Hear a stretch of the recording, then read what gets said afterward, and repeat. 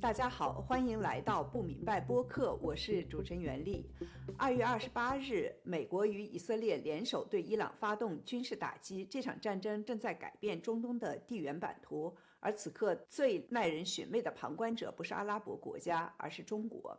中国是伊朗最重要的经济伙伴，两国签有为期25年、4000亿美元的战略合作协议。中国超过55%的石油进口来自中东，其中约13%来自伊朗，几乎全部途经霍尔木兹海峡。按照任何一种传统的地缘政治逻辑，北京都应该坐不住了。但战争爆发后，中国外交部的表态措辞保守、四平八稳。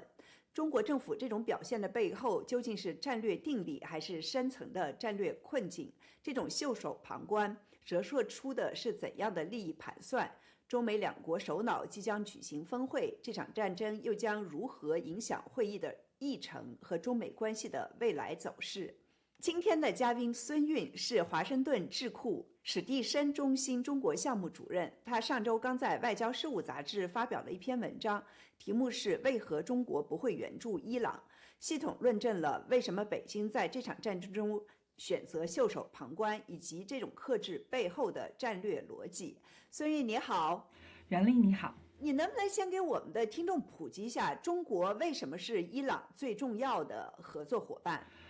这一点我觉得最重要的一个因素就是在于伊朗现在所面临的国际孤立，导致伊朗在国际上面能够称之为伙伴的国家已经少之又少。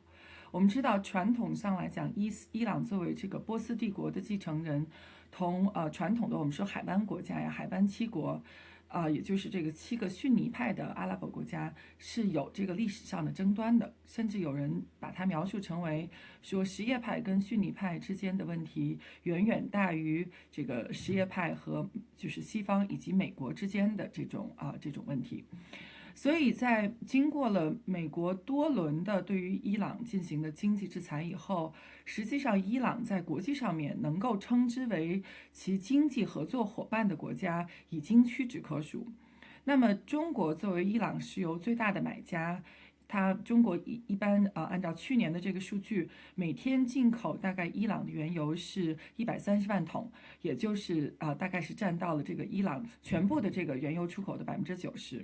那么这个原油出口虽然说看起来并没有那么重大的数字但是对于伊朗来说，这个基本上已经是伊朗国民经济能够创造外汇收入基本的唯一来源。所以有这样一种说法，就是说伊朗同中国的这种石油的合作，也就是这个石油出售的这个安排，是伊朗国民经济最重要的维系它这个经济运转的一个外部收入的来源。那么我们知道，对于美国来说，那么伊朗的原油能够在国际上给它创收，这个也是导致美国认为说伊朗在伊核问题上迟迟不愿意对美国做出应有妥协的一个重要原因。那么这个也是为什么说伊核问题也是中美关系或者说中美博弈的一个重大问题。我看你在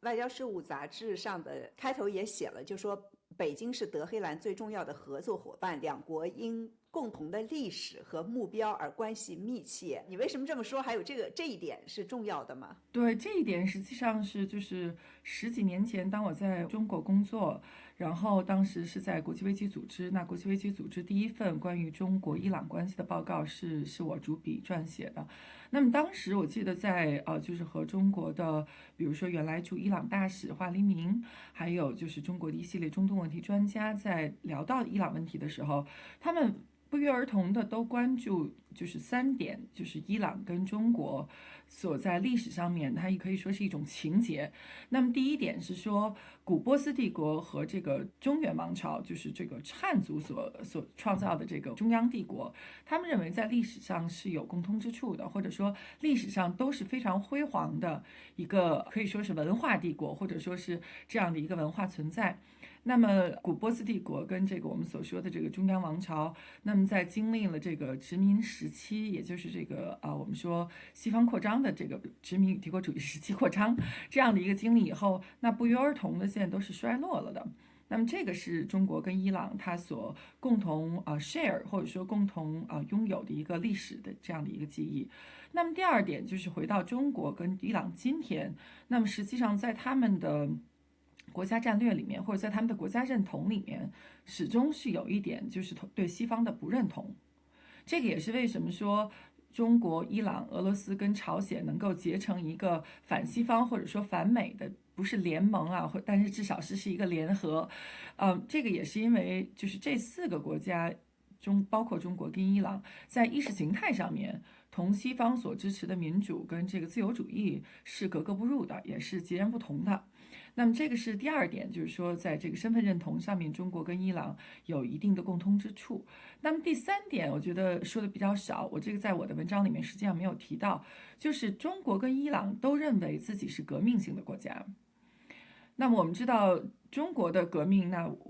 肯定就是中国共产党所领导的这个人民民主革命了。但是在伊朗看起来，从1979年，就是伊朗进入了这个 Islamic Republic， 就是伊斯兰共和国的这个状态以后，那伊朗实际上认为自己所进行和领导的是一场伊斯兰革命。也就是说，中国跟伊朗在今天，他们共同认为自己是有一个革命的基因在里面的。那么，这个伊朗的伊斯兰革命到底是成功了呢，还是失败了呢？那么这一点中国是不太提的。但是至少这2个国家都有一个辉煌的过去，也有一个共同的，就是我们说反西方或者说是对民主的不认同。那么第三点呢，就是伊朗跟中国都有这个革命性的基因在里面。这3点我认为对于这2个国家在国家认同上面能够有共通之处，而且形成了一种心心相通的这样的一种感受，我觉得是有很重要的意义的。那战争爆发后，北京的公开表态被很多观察家形容为温吞。外交部的措辞甚至把伊朗和美国并列，呼吁各方停止军事行动，而不是呼吁美国和以色列停止对伊朗的军事打击。在你看来，这个措辞是外交辞令上的模糊，还是一种清晰的政策信号？北京是在刻意划清界限吗？这个很毋庸置疑。这一次北京的这个外交上面的表态，从2月28号以来，是同去年的这个12日战争以后中国的表态有一个比较明确的改变。去年12月战争中间，中方有不断多次反复强调，就是坚决的这个谴责以色列对伊朗所进行的这个危害伊朗的主权、安全以及领土完整的这类行为。那么谴责这个词在去年是用了多次的。那么今年的这一次呢，我们看到中国外交部在他的公开声明、公开立场中间只用了1次强烈谴责，那么就是坚决反对和强烈谴责这个袭击伊朗伊斯兰共和国最高领袖，并将其杀死这样的一个举动。那么实际上，那也就是说，中国实际上这一次是没有谴责以色列跟美国对伊朗所发动的这个袭击的行动。那么这一点从去年的中国的表态来讲，应该说是有一个很大的调整，就是从一个比较坚决的站在以色列跟美国对立面的这样的一个角度，变成了一个相对微妙的往中间来移动，或者是往中间来靠的这样的一个政策表态。为什么会发生这么重大的一个表态的一个变化？我觉得这里面主要有2方面的原因。第一点就是中国对伊朗的判断，可以说在阿克萨大洪水，就是2023年的10月7号，这个哈马斯针对以色列所发动的袭击以来，更为针对性的是在去年12日战争以来，中国对伊朗的判断可以说有一个急转直下这样的一个消极的变化。那么这一点消极的变化，我觉得也是归根结底就是中方对伊朗的这种他的国家的战略，以及他实现这个战略的能力，产生了根本上的怀疑。那么这里面可以分几个角度说啊，就是当然我们可以第一点先说，就是伊朗在12日战争中间的表现，我们说这个实在是不能用差强人意来形容，可以说是一溃千里，没有这个还手之力。包括伊朗的这个防空系统可以说是一溃千里。那么后来伊朗虽然说通过对以色列的这个铁穹进行不断的导弹的袭击，希望来找回面子。那么实际上这个我们也是看到伊朗它的这个导弹的库存也是非常快的就消耗掉。所以这一点我觉得是中国首先看到说，在12日战争中间，伊朗的表现实际上是实在是不能够称得上是一个地区的强国。那么第二点呢，就是我们知道伊朗它一直采取的在地区采取的是一个通过我们说代理人战争，我们说中东的这个抵抗之湖呀，伊朗有7个代理人，不论是叙利亚也好，还是也门的这个胡塞也好，甚至包括这个黎巴嫩的真主党以及这个哈马斯。那么伊朗的这个抵抗之湖，一方面是伊朗它可以说是御敌于国门之外，就是通过主动的攻击，或者说通过自己的代理人，把战场呢带到自己的对立面那边去。然后另外一方面呢，也是伊朗能够通过这样一个代理人战争，提高自己威慑能力的这样的一个战略。但是我们看到，从这个10月7号以后，那以色列所针对哈马斯、针对加沙乃至黎巴嫩真主党所发动的一系列的战争，包括这个移除了这个哈马斯的非常多的这个领导人，伊朗在这个过程中间，对于自己的这个代理人啊，或者说对自己的小弟给予的帮助和支持是不够的。那么最明显的一个例子就是2024年12月份的时候，我们看到叙利亚当时阿萨德他是被多方的势力、多方因素共同作用，导致阿萨德不得不这个逃往到这个俄罗斯，到俄罗斯去流亡。那么在这个过程中间，实际上它是有一个阶段，就是大家都在看这个伊朗的行动。就看伊朗会不会拿出自己真金白银，拿出自己的实力去帮助这个阿萨德政权，因为我们知道阿萨德政权很久以来都被认为是伊朗的左膀右臂啊，就是伊朗在地区非常有实际作用的这样的一个代理人。那么实际上伊朗在这个过程中间也是什么都没做，也就是当伊朗的这个代理人有他的这个盟友在一个接一个的被以色列所消灭的时候，伊朗实际上是作壁上观，乃至说在去年2025年的这个4月份，伊朗公开的同这个自己的代理人要撇清关系。从这个就是也门的胡塞啊，撤出了自己的这个军事顾问。那么当时的一个背景就是伊朗想要在这个时候同美国进行核谈判，希望能够通过谈判来避免战争。所以在这个时候呢，伊朗是公开的同自己的这个代理人可以说是割席。那么这个在中国看起来，那你这样的一个地区的一个领袖，你怎么能够称自己是领袖呢？就是当自己的代理人出现问题的时候，那你要做的是去帮忙啊，你要去做的是要力挽狂澜来撑住他们。但是伊朗在这一点上做的也是不够的。第三点，也就是说到这伊朗在中国看起来始终是有一个投降倾向，就 capitulation tendency。这个是怎么说呢？就是伊朗它在表面上或者在言辞上一贯声称自己要同这个美国做斗争，就是在外交表态措辞上面非常的强硬，但是实际上你要看他的行动，他是不断的想要同美国同西方来进行谈判，做出妥协，然后最后有一个能够从妥协中间找到一个结果，找到出路。那么这一点比较明显的一点就是，我们知道去年12日战争，就是伊朗准备发动反击来去攻击在卡塔尔的这个美军基地。那么，为了给自己留有余地，伊朗在攻击这个美军基地之前的几个小时，是对美国和卡塔尔分别做出了一个通报，就是说我马上要来攻击你们的基地了，你们这个做好准备。那个我记得特别可笑，是吧？大家都在笑话。这是一个什么样的立场，或者说你这想取得一个什么目的呢？所以这个也是为什么就是中国有很多人把伊朗的这种行为称作为就是表演式报复。或者就是通过一个show啊，然后表现出我已经报复了，这样我可以班师回朝了。所以这一点是我认为在中国的政策界是不太能够理解的。当然，最后中方我觉得也做了很多的分析，就是说为什么伊朗会有这样的一个我们说就是它的言行上面的不一致，以及就是伊朗为什么对自己的这个代理人如此没有能力去支持他们的生存，支持他们的斗争。我觉得最后中方能够得出的一个观点，我认为也非常的正确。这个美方也有很多的专家也是这样判断的，就是伊朗这个国家呀，作为政教合一的国家也好，你说它是作为神权国家也好，它的目的跟手段实际上是有根本矛盾在里面的。也就是说，伊朗作为一个神权国家，声称自己要实现的是伊斯兰革命。那么伊斯兰革命本身就意味着伊朗作为伊斯兰革命的领袖是不能够同美国同西方来进行妥协的。但是事实面临的情况是什么呢？面临的情况是，伊朗在经历了这么多年、这么多轮美国以及西方对它进行了制裁以后，它的这个国民经济已经凋敝到了一个就是几乎只能够维持生存的这样的一个状态。所以在这种条件下，你何谈伊斯兰革命呢？也就是说，伊朗如果想要改善自己的经济，它就必须要改善自己的国际环境，就必须要改善同美国的关系。但是你作为一个伊斯兰革命性的国家，你又不能够同美国去改善自己的关系，所以这个也就是说，它的这个目的和手段中间实际上是发生了一个错位。这个也是为什么我认为中方认为。当然，这个也不是光是中方，有很多伊朗的这个观察人员都认为说，伊朗实际上它进入了一个死胡同。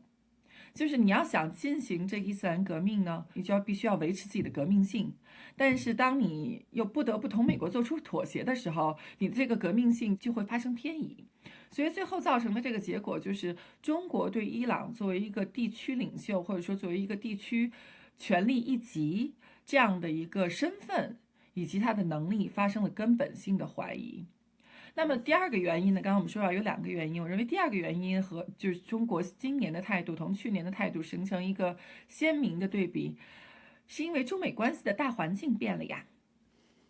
去年12日战争的时候，那个时候中美刚刚经历了一轮我们说比较剧烈的这个关税战的一个斗争，那么刚刚偃旗息火。那么今年我们知道说中美关系可以说在特朗普总统第2任期坐在华盛顿看起来啊，就是渐入佳境啊。说的就是比较通俗一点，双方各自发送了很多的这种积极的信号，暗通款曲，眉来眼去。所以再加上这个马上这个月的晚些时候，我们知道特朗普总统他就要到中国去进行一次，我们知道应该这一次应该是国事访问，那么它的规格也是比较高的，中方和美方也都有很大的期待。所以在这个时候，在中美关系能够可能发生一个，就是在中方看起有可能发生质的转变的这样一个紧急关口，中方是不太会能够让伊朗这样一个旁枝末节的问题来影响到中美关系的这个大环境，或者是影响到中美关系的一个大盘子。所以在这种情况下，中国外交部的这样一个相对温和，不具备一些就是批判性相对较弱的这样的一个评论，或者说这样一个立场，我认为是非常可以理解的。所以不会强烈谴责，我想的也是挺重要的一个原因。对，因为你如果要是强烈谴责美国的话，那你还要不要接待美国总统呢？我觉得这是一个非常非常直接的问题。你都谴责他了，你都已经说他这个在国际道义上也站不住，在国际法上也站不住。你前面提到好多次这个12日战争，你能不能稍微给我们说一下12日战争是怎么回事？12日战争就是在2025年的6月份，就是以以色列为首吧，以色列然后有这个美国的支持，美国是对伊朗发起了一场叫5月重锤这样的一个行动。那么主要针对的目标呢，就是伊朗境内伊朗的这个核设施，然后也就是包括它的离心机，包括它的这个核试验的这个实验室，以及包括它存储这个核原料，就是这个能够制造核武器的这个浓缩铀。存储它核原料的一些基地。那么当时是看到说，美国的这个5月重锤是在美方的叙述里面是成功的摧毁了伊朗的核设施。那么在这个过程中间呢，以色列呢也趁机就是对伊朗境内的一些它的这个军事设施呢发起了打击。那么伊朗呢是最后它的主要的报复行动呢是针对以色列的，也就是利用这个伊朗的弹道导弹对以色列呢它进行直接的攻击。大部分的导弹还是被以色列的这个防空体系所拦截，但是有个别的这个导弹还是在以色列造成了一些就是人员伤亡跟财产上的损失。那么这个是被称为12日战争。你在文章里面也提出了一个很关键的论点，你说这个北京并不反对伊朗政权更迭，只要新的当权者能保证石油供应和经济合作。我们前面也提到了，就是中国和伊朗2021年的时候签署了为期25年的战略合作协议。那这份协议在中国方面看来只是一份商业合同吗？有没有实质性的战略意义呢？就说中国到底是怎么看伊朗的呢？我觉得这里面有两个问题，第一就是中国如何看伊朗以及看与伊朗的合作，第二就是中国如何看这个伊朗的政权以及政权更迭的问题。首先，中国如何看伊朗？之前我们已经说过，就是伊朗也是文明古国，中国也是文明古国，两个国家都是有这个革命性的国家。那么这两个国家呢，又都处于一个可以说在国际关系的这个西方民主的这样一个大环境里面，是被认为是 black sheep，就是不能够融入到这个西方社会的这样的一个语境中间来。那么这两个国家，我认为在历史上对对方都是有同情心跟同理心的。那么从这一点上来讲，我认为这也是为什么中国在看到伊朗能帮的时候，中国是一定会帮的。也就是为什么中国在这些年以来，尤其是在拜登时期，就是中国冒着这个美国单边制裁的这样的一个风险，仍然在不断的购买这个伊朗的原油。那么并不是说中国不知道这个风险，而是中国认为说，在即使有这种风险，在伊朗这个国家已经国民经济濒临崩溃的这样一种条件下，中国在能帮的条件下，还是会帮的。但是我们说回到，就是从伊朗这个国家的层面上升到一个中东地区的层面，中国在中东地区的外交并不是以伊朗为核心的。因为中国我们知道，在中东地区始终就是近年以来，它所追求的是一个不说是等距离外交吧，但至少是一个平衡外交。就是中国同海湾国家、同逊尼派国家也保持了很好的关系，中国同伊朗也有比较密切的关系。然后中国同这个地区的其他国家，比如说我们说这个土耳其以及这个埃及，中国都保持了比较密切的关系。但是回到这个刚才我们所说，您所说的2021年的这个25年的战略合作协议，它当然不仅仅是一个经济上面的协议，或者说它的更重要的这个部分是在于它是一个25年未来规划伊朗和中国战略关系的这样一个蓝图。那么我们当然是没有看到这个协议的原文，但是从所流露出来的就是这些内容，我们可以看到说，那么这些内容包括了伊朗的这个国民经济发展，包括了伊朗的这个基础设施建设，包括伊朗的这个数码经济的建设，也就是它是一个非常非常综合的一个全体系的一个中国如何来帮助伊朗实现经济发展，同时能够把伊朗的经济不能说吸收吧，但至少同中国的地区战略以及地区的经济和地缘战略相结合的这样一个反应。但是我认为就是大家当看到这个协议的时候，一定也要看到，这是2021年签署的协议，但是到2022年开始，中国就开始大力的加强同这个阿拉伯国家之间的关系，尤其是阿盟。中国同这个海合会就是海湾国家合作委员会，也建立了非常密切的这样的一种经济上的磋商关系。所以我认为，就是看这个2021年的这个中伊协议，不能够脱离中国同海湾国家接下来所达成的一系列协议，而反而你要是看这个就是这两个轨道它的执行情况来讲，中国同海湾国家经济合作的这个发展的步伐和速度要远远高于中国同伊朗合作的这个速度。给你举一个比较明确的例子，就是在这份协议在签署了以后，我记得是2023年。我们来看这个中国对伊朗的这个投资的一个情况，因为你要是按照说25年。当时说的是4000亿的协议的话，那一年至少要有160亿这样的一个投资的速度。但是我们看2022年中国对伊朗投资的全年，它的投资额应该是不超过1.5亿美元。也就是说，实际上这个协议虽然签了，但是执行的情况并不好。当然，中方也有人提出来说，这个执行的情况不好，一个很重要的原因是伊朗不愿意呀。就是伊朗，它这个古波斯帝国，波斯人对自己的国家有这种帝国的骄傲，是吧？对，有帝国的骄傲，然后也有对帝国主权丧失，或者说对就是帝国被别人占便宜的一种恐惧。就是伊朗人始终，我记得很多年前就是伊朗人曾经跟我描述过，就他们认为，只要是中国人能够接受的协议，对伊朗来说一定是不够好的。因为伊朗始终认为说，我要是留着我的这个资源，留着我的油气田，将来比如说同法国人合作，或者同欧洲的其他国家合作，但拿到的这个 deal 拿到的这个好处一定比同中国合作要高。所以这个里面也有很多就是双方的原因，伊朗担心自己的国家主权或者自己的国家的安全被中国所侵蚀了。然后这个中方就认为说，我已经冒这么大的风险来同你进行经济合作，那么这样的合作一定就是高风险的地区一定要有高回报嘛，那你肯定要多让一点给我。那这一点的话，我认为在中伊之间是有的，在中俄之间实际上也是有的。那也就是说，这个我认为你要是看中国伊朗的经济合作水平，它是远远落后于中国同海湾国家的经济合作水平。然后刚才说到这个政权更迭的问题，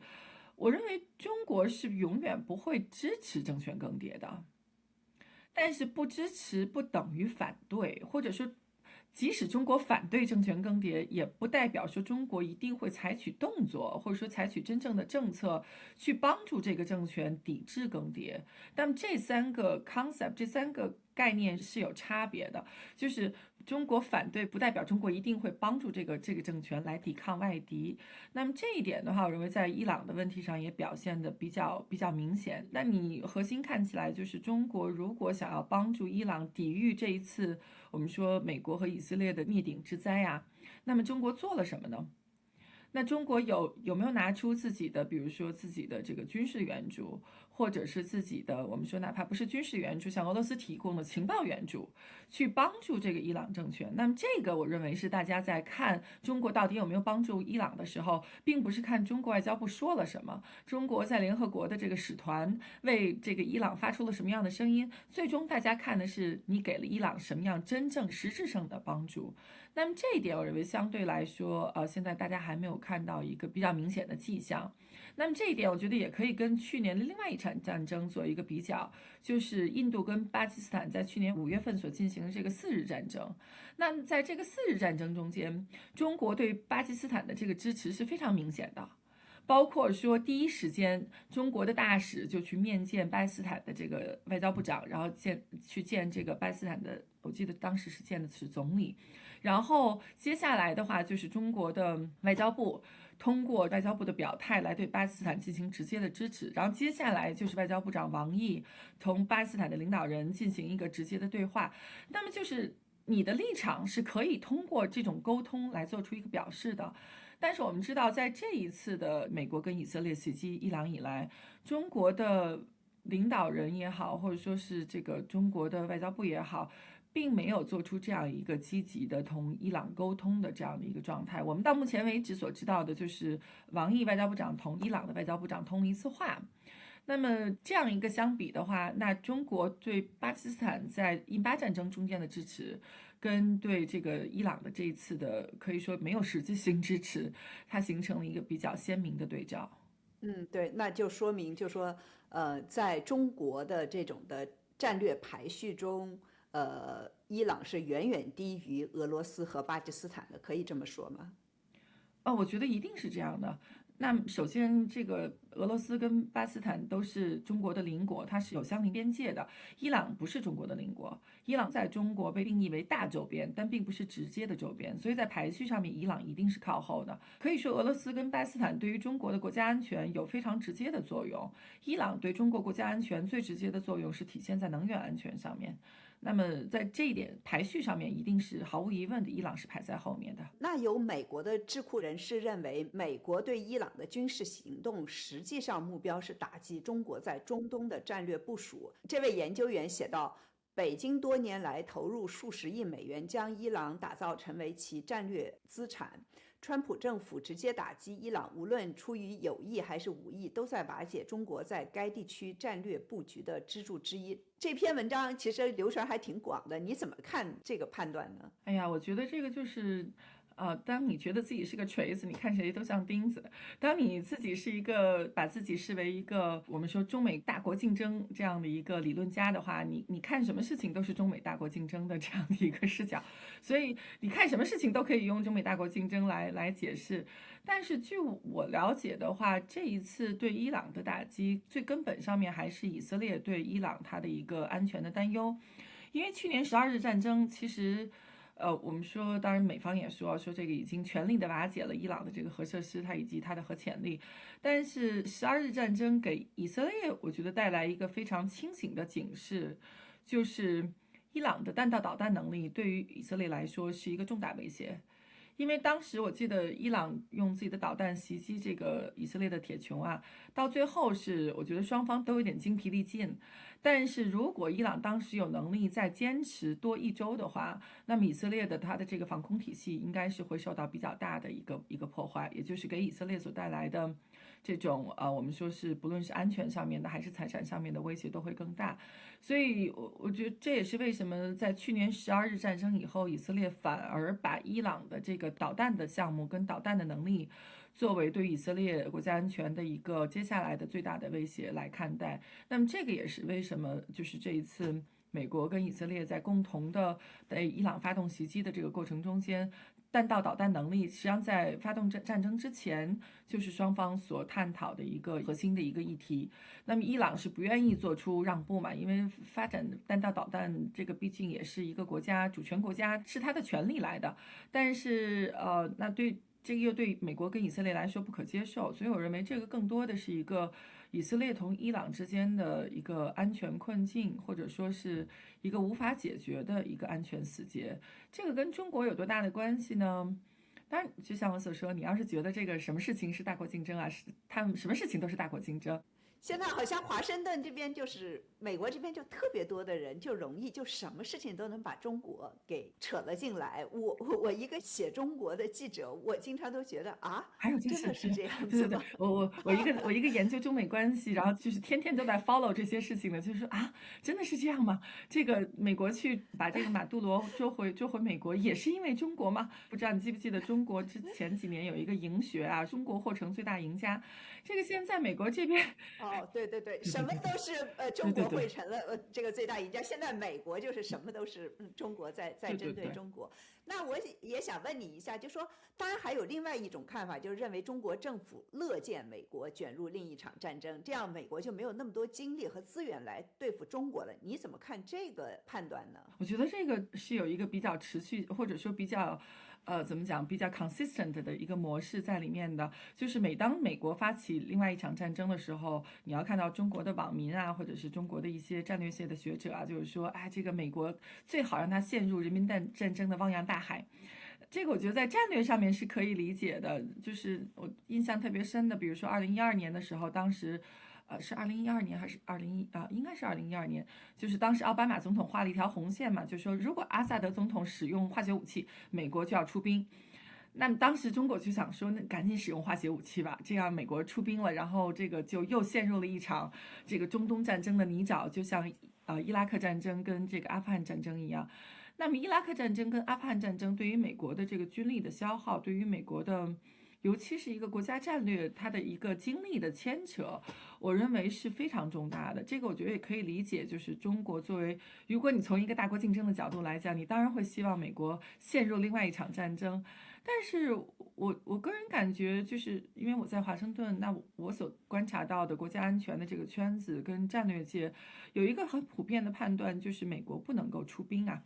就是你通过精确制导也好，然后通过斩首领导人也好，这样所发动的战争，它相对来说消耗的只是美国的这个军火，但是这个跟派遣美国的军人到地面进行作战，这个是有一个根本差别的。也就是只要美国没有派人去来到地面作战，那么美国始终是有这个抽身它的这样的一个可能性存在。就是美国现在哪怕是今天，特朗普总统也有充分的可能性来宣布说，这场战争美国已经取得了胜利，那我们已经彻底摧毁了伊朗的这个设施，或者说摧毁了伊朗的这种能力。但是如果要是派地面部队的话，它情况就不一样了。所以我认为，除非美国派地面部队，否则的话，中国认为美国陷入人民战争汪洋大海的这个判断还不能够完全成立。而且不光是中国，其实美国这边也有很多人是这么说的。既然我们谈到了委内瑞拉，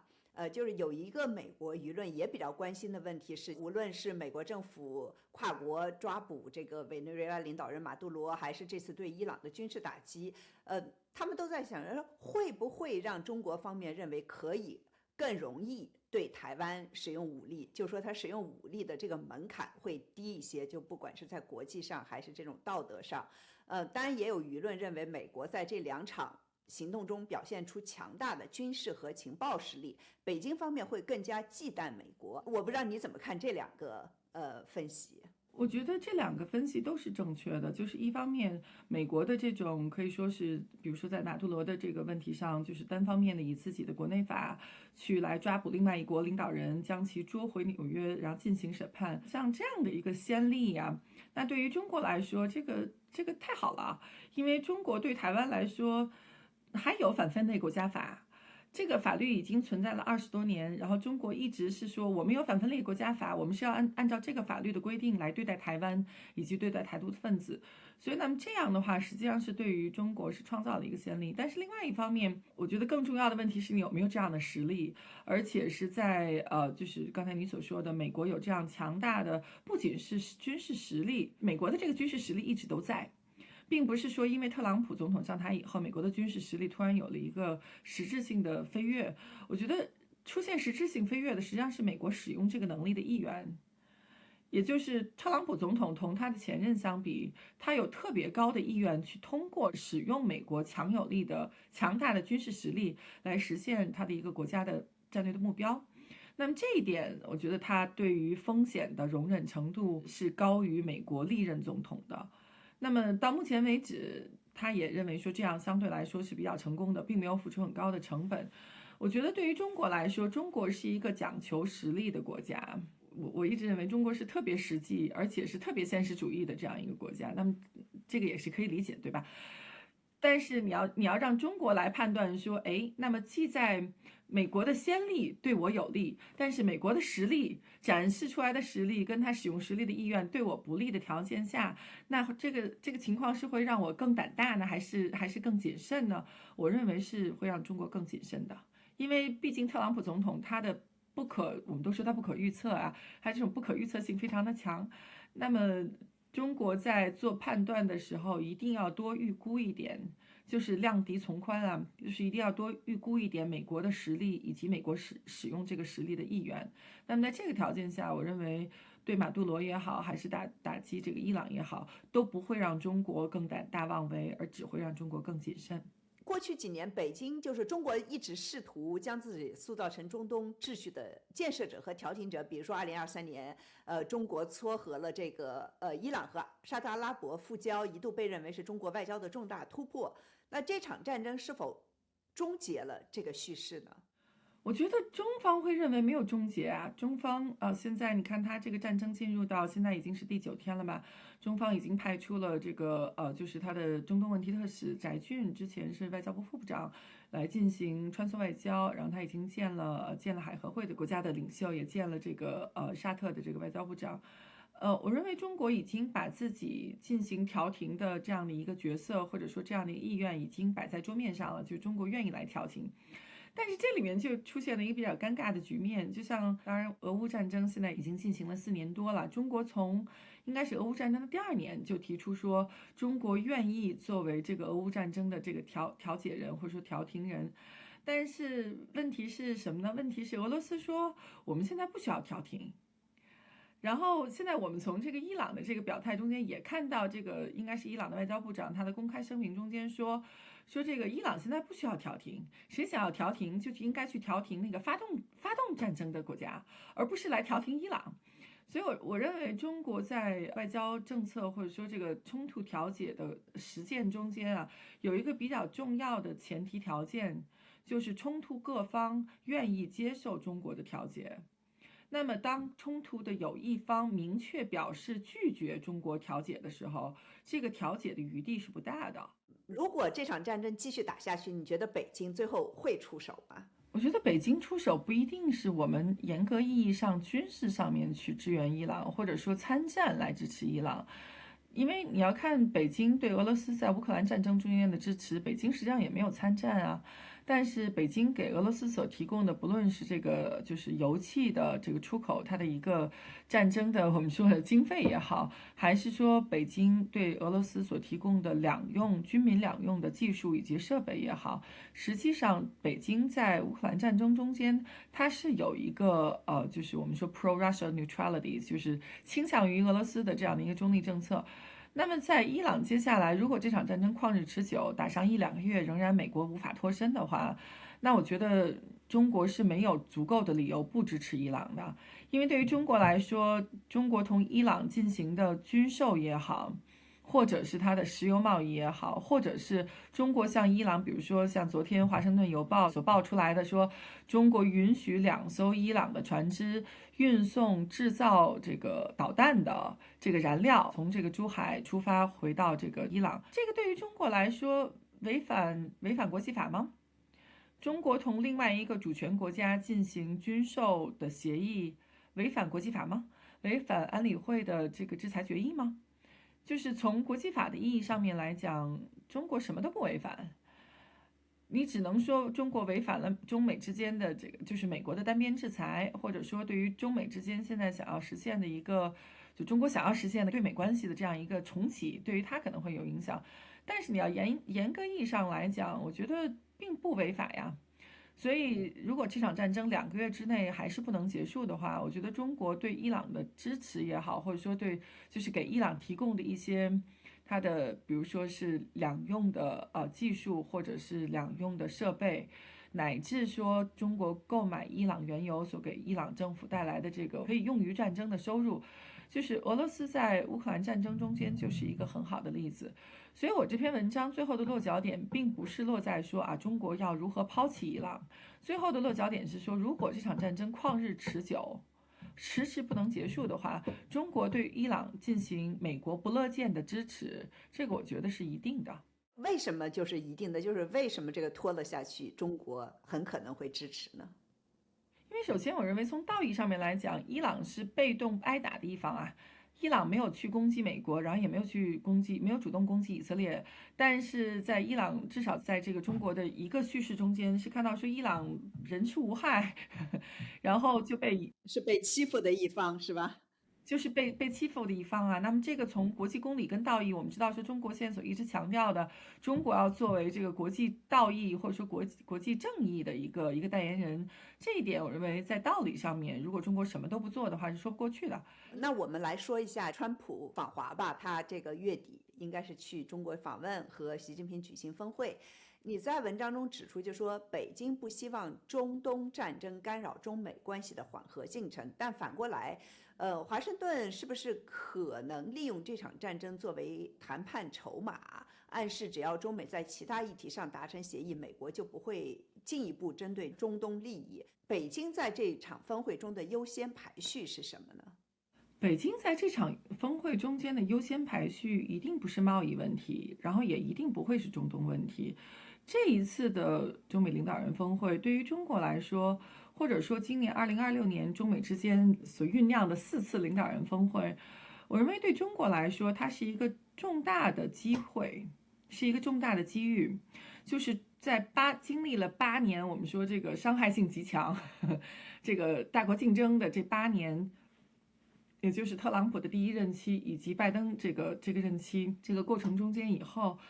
现在对于中国来说是重启中美关系的一个最好的时机，就是 reset 这个电脑它已经不重开了，关机重对开。关机重启。对，就是我认为对于中国来说最重要的立足或者说它的出发点，实际上是在于如何通过今年的领导人峰会，通过高层引领。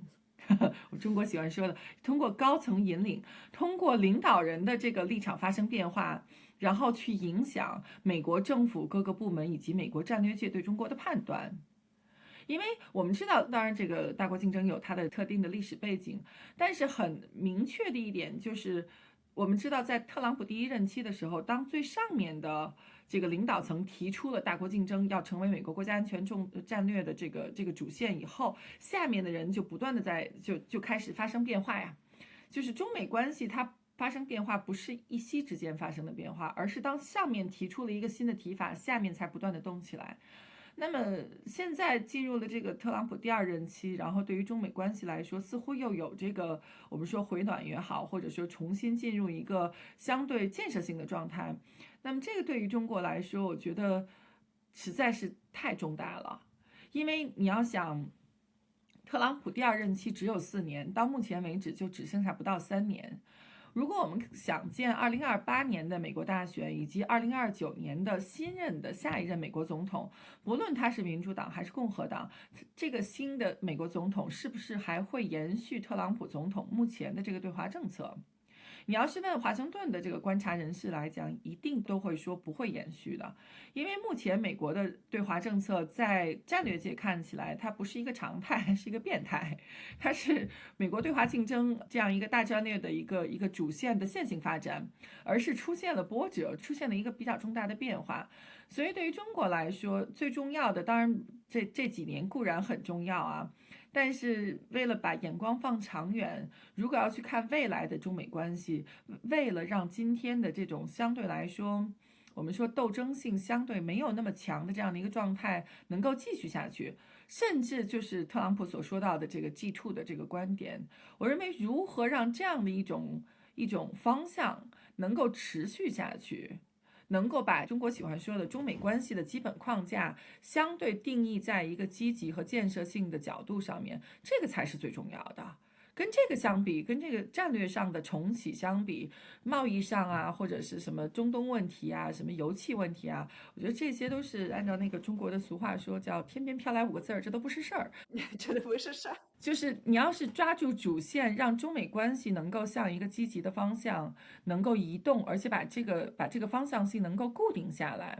能够在接下来的这2年多中间，能够不断的去巩固这样的一个积极势头，乃至让下一任的美国总统不会回复到之前中美大国竞争的那个状态，这个对于中国来说，这个比什么意义都重大呀。对，那你觉得他们会主要谈什么呢？就谈一些 fluffy 的东西吗？就好，我们哥俩好了这样子的吗？我觉得，当然这次我们还是，当然特朗普总统是比较在乎这个具体的，比如说贸易上的细节啊。那我们知道说，现在已经波音肯定这个单子是定下来的，那么中国购买美国的农产品，这个也应该是定下来的。那么接下来还有就是中国这个购买美国的能源产品，因为美国现在也看到上周的时候，这个财政部说中国希望这一次在元首外交中间能够使中国减少乃至切断从俄罗斯和伊朗购买原油。那么切断肯定是不可能啊，但中国这次我们也从能源危机中间看到，中国就需要这么多石油啊，那不从这儿买就得从别的地方买。那美国跳出来说，哎，那你可以从我这儿买呀，我现在美国已经实现能源自给了，我可以能源出口。当然，这个能源出口也受到一些具体的限制，比如说美国要向中国出口原油，那么基础设施有没有这么多航线啊？有没有这么多油轮啊？有没有这么多港口啊？那么这些都是不会说因为你签了一个单子就发生变化。但是对于特朗普来说，这些具体的议题，我认为都是重要的。但是对于中国来说，这个具体议题无非都是这个数啊。那么中国实际上想要实现的是这个道上面的这个改变，就我们说国际关系中间的道与术，那么就是英文说的这个 ends and means。对。所以这个对于美国来说，美国当然对中国也有所求，但是对中国来说，通过这些具体的一些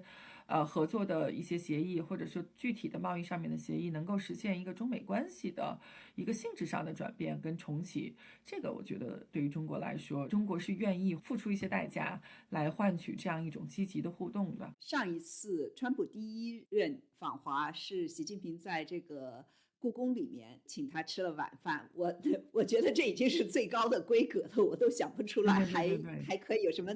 这次是要上长城上去吃了吗？3月份长城上面可能还有点冷哈，还太冷了，对，那上面风大，但是不知道，而且容易沙尘暴。3月份、4月份、3、4月份的时候，这个具体的还不是很清楚，但是可以想见的是，中国一定会拿出最高的规格。然后一定会不能说举国之物力竭这个川普之欢心，但是至少一定是要想把2个领导人他这个互动的过程一定是要把它向一个积极的方向来引导的。那么对于特朗普来说，当然我也看到这一次在所有的这种政策讨论中间，大家讨论的都是就是特朗普去年所一直在强调的这样一个贸易的这个 deal。这个 deal 到底会不会在这次能够签？那么我也看到说，大部分人的这个看法是消极的，就是现在看不出有什么样的迹象，说中美之间能够达成一个就是前无古人后无来者，在战略上面重要到无以复加的，双方都能接受的这样的一个贸易上面的一个协议。我觉得这次可能是不太会有这样的一个结果，但是这个不说明在具体的贸易问题上或是贸易议题上，双方就不能够达成协议啊。其实我们做国际关系，并不是一定要追求那个特别大的一个名头，但是在具体上面能够拿到实际的好处，这个对于特朗普来说，我认为是更重要的。那我们最后再说一下，就是因为这场战争，原油价格已经上了$100，今天就是全球股市都大跌。对于中国来说，当然我们前面也说了，这个霍尔木兹海峡，就中国进口的原油55%都是从霍尔木兹海峡过来的。就这场仗打了下去，肯定对中国的国家利益、经济利益至少是一个很大的损失，当然对全世界都是这样。我在想，就是接下来北京方面会不会有所行动？中国在这场博弈中有没有什么筹码，或者是中国会不会因此而出手来去加入进去这场的这个战争里面，就是至少能够做点什么呢？这个就看是做什么吧，这个差别是很大的。首先一点，我觉得，当然大家都说是中国能源不安全，我觉得中国能源安全与中国的石油安全是两回事。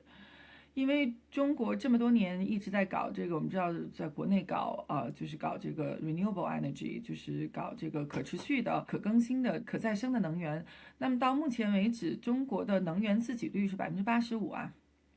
所以，当我们说中国能源不安全的时候，我就想说，哎，中国能源85%都是国内产的，有什么不安全？那么你要说到中国的石油，确实是70%是依赖进口，然后30%是国内产，然后55%是来自这个中东地区。那么在石油上面确实是有不安全的地方，但是石油在这个里面，它主要是在中国国内市场是使用几个方向。第一就是航油，就是航空燃油；第二就是我们说这个重型卡车用的这个柴油。然后第三就是海运的燃油，然后第四一点实际上不是能源，它实际上是就是石化产品，因为我们知道中国现在搞这个稀土也好啊，搞这个高科技发展也好，它中间这个石化产品是不能缺的，所以中国运进来的很多的这个原油实际上是提炼这个石化产品，最后是化工产品是用在其他的方向，而不是能源方向上。那么中国实际上是既出口这个我们说成品油，也出口成品柴油。那么这也是昨天应该是中国宣布说禁止开始暂停出口这个中国的成品油，也就是说中国实际上是已经感知到了说现在这个能源上面可能会发生一些问题。那中国的油气储备现在说是1.3到1.6亿桶，基本上可以支撑中国在没有原油进口的条件下，能够支撑中国3个月以上。那么这个实际上中国的我们说这个可抗压能力啊，已经超过了世界上的大部分国家，比日本、比这个韩国其实都要高很多。所以在这种情况下，我认为说中国一定不是最着急的那个。如果出现了一个长期的霍尔木兹海峡被封锁，然后导致这个油轮没有办法通行，中国会受到影响，但中国一定不是受到最大影响的那个，不是最着急的，是吧？肯定不是最着急的，就是我觉得会进入到一个谁先降级，或者说谁先走第一步这样的一个问题。因为如果中国，你可以想见，如果中国去跟伊朗提出来说这个希望霍尔木兹海峡能够重开，那么伊朗可能头一个反应是你中国的油轮并没有受到影响啊，就是到目前为止能够通过霍尔木兹海峡的船都是挂中国旗帜的船嘛。那么第二点，那伊朗可能会提说，我是愿意降级啊，但是对方要先降级，对不对？我不是主动攻击的一方，那现在是我的国家安全受到威胁，那你应该对美国跟以色列先让他们把这个危机的烈度降下来，那么我才能够就是可以顺势说双方能够实现一个相互降级，最后实现争端和解。那么这里面，那中国对美国跟以色列有多大的说服力？我觉得这个就成问题了。当然，这里面也不都是中国的问题，因为你想，现在不光是就是我们说这个原油的消费国着急，这个沙特也好，然后伊拉克，然后像这个阿联酋还有卡塔尔，他们都很着急。因为他们的油卖不出去，对于他们的国民经济来说也是重大损失。所以要想对这个双方施压，尤其是对美国跟以色列这边来施压，实际上是需要各国一起来做一个比较大的这样的一个压力，这样才能够让危机有降级的可能性。否则，仅仅是让中国去说服伊朗，伊朗会说我都已经背水一战了，我大不了政权撑不下去了，我拉你们一起下水，大家谁都不要想好过，对不对？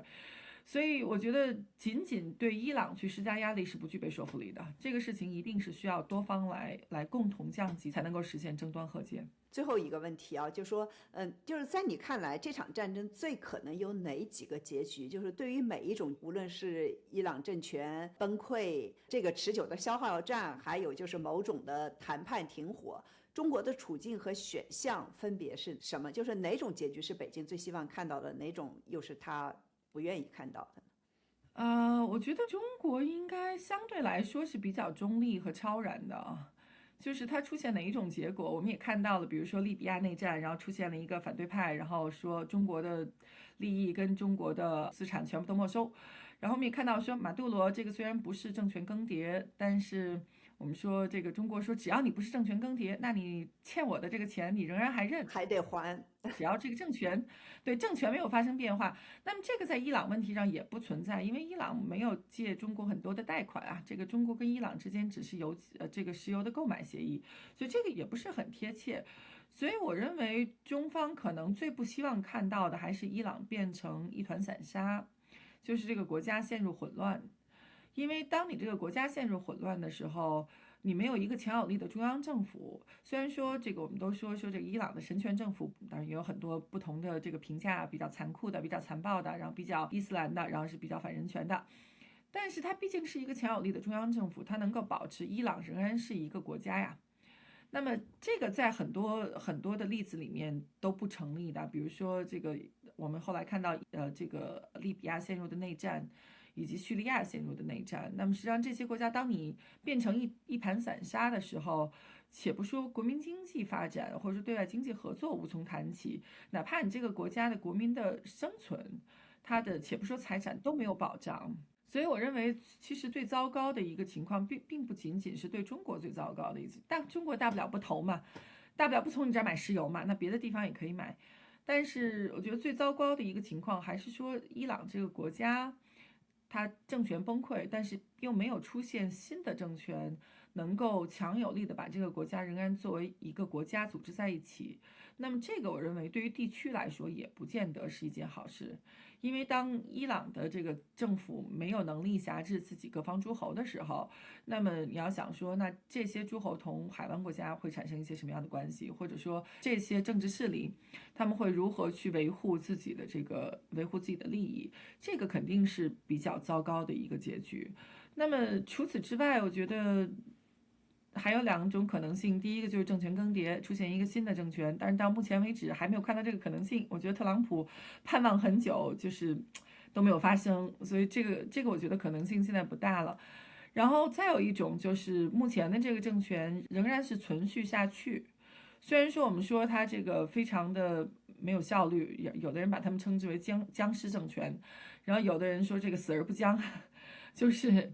说这个政权它还没有耗尽自己的最后的一丝这个活力。那么这个政权，比如说哈梅内伊死了，他的儿子被选为这个最高领袖。那么如果这个接下来的这个最高领袖也被暗杀了，那么肯定在这个政权里面还可以再选出来其他人。就是这个政权如果存续下去的话，接下来可能对于他来说，在这场危机以后所提出来的挑战和面临的问题，我觉得是更重大的。就是你要改革吗？你要彻头彻尾的去改变自己的伊斯兰革命的这种意识形态吗？现在看起来不是很可能，但是只要你这么遵循这条路径，那么你已经看到了这条路径有可能会给这个国家、给这个民族带来一些什么样的结果。我觉得这一点现在大伙儿是看不太清楚的。就是经历了这样袭击以后，大家可以想见，伊朗政权或者说他政府一定会向着一个相对强硬的方向来发展。因为你在这种时候不强硬，领导人是没有说服力的，领导人是不具备合法性的。所以，那你在这场危机结束以后，你是不是还要继续强硬？是不是还要按照过去的这个路径，可以说一条路走到黑？这个我觉得现在没有办法判断。很多人都盼望着现在的伊朗政权倒台，因为它实在是太残暴了。但是呢，就是任何一个强权政府，它都是这个公民社会和反动势力都几乎消灭的干干净净。虽然伊朗有80%的人是不支持这个政府的，但是呢，也确实是没有一个另外的选项，没有一个真正的反对党的这种的势力，真的能，如果这个政权崩溃了，能够把这个国家拖起来，这也是一个困境吧，就没有办法说的。我觉得这个你说的没错，就是你如果不是这个政权，那你有什么其他更好的选项吗？就是很难。那我们请每位嘉宾推荐3部书或者影视作品，你有什么推荐？我觉得最近可能就是关于中美关系也好，还有关于伊朗的论文，应该说是比较多的。然后有2篇文章，我觉得特别值得大家看一下。第一篇就是卡内基国际和平研究所，他的这个伊朗问题的一个高级专家，他叫卡利姆。去年12月，我特别喜欢他对对对，我觉得他在说伊朗问题的时候，真的是非常入木三分。他在去年的时候曾经也是在外交政策上面发过一篇文章，就是专门写的是这个，就是伊朗未来有可能出现的不同的这个未来，有可能出现什么样的局势。我觉得对于伊朗问题有兴趣的朋友可以去看一下。然后第二篇跟第3篇都是关于目前的这个中美关系未来可能发生的变化。有一篇就是上周刚刚这个普瑞哲就是布鲁金斯。长期以来一直跟踪台湾以及东北亚局势的一个老研究员，他在上周的时候就是关于特朗普此次访华以及同这个中国领导人见面，在台湾问题上应该遵循一些什么样的底线。我认为他作为一个老成持重的，而且对美国对台政策历史非常脉络清晰，而且他亲身经历，而且是亲身的设计了或者说参与了这些历史的过程。从他的这个角度来讲，对于美国对台政策的一个分析是非常准确的。就是特朗普会不会最后执行不知道，但是至少我觉得普瑞哲说的是非常的准确。然后第3就是关于特朗普这次去中国到底会有一些什么样的结果？柯庆生也发了一篇文章，就是也是在外交政策杂志上面，就是说这一次北京会不会就是玩过了，就是会不会过分的去这个推特朗普来实现北京的一些目的。我认为他这篇文章写的也非常有想法，所以最近因为确实是事情比较多，所以看论文比较多，所以向大家推荐3篇论文吧。好，谢谢孙韵，感谢袁丽，也谢谢大家收听收看，我们下期再见。